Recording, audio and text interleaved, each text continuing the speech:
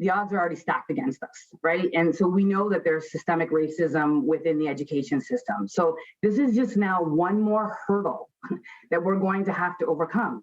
A new school board policy for programs used by students with special needs and exceptionalities is garnering criticism and concern. Questions are being raised on new changes being made by the TDSB to individual education plans, with advocates saying that these new strategies might mean more barriers for students who need supports. Students with disabilities will not get the support they need at such a critical time. Juanita Beaudry represents one of 12 organizations on the TDSB Special Education Advisory Committee. On the agenda at a meeting earlier this year, addressing the, quote, overrepresentation of Black students in special education programs, specifically interrupting the initiation of IEPs for kindergarten and grade 1 students. It was met with a lot of backlash. We were upset. It's already very difficult for students to get the accommodations that they need. And so this policy just makes it even more difficult.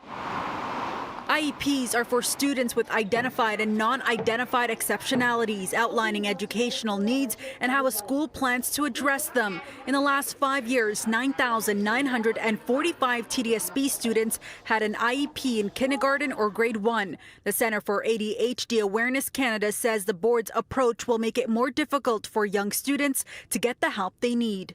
Any student that a teacher or principal recommends to be on an IEP will now have to go through a superintendent at the school board and be reviewed, discussed, whatever.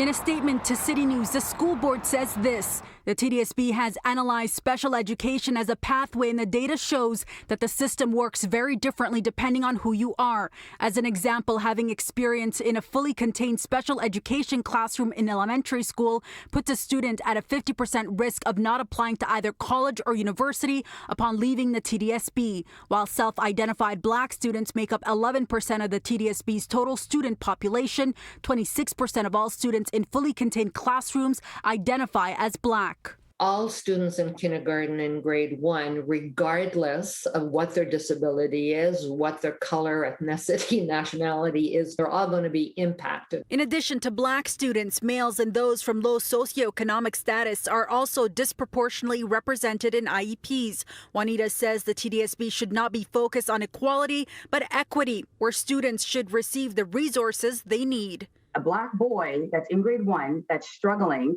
a teacher is going to want to put them on an IEP, but they're going to be discouraged from doing that, right? So what is the trajectory you're setting this child on?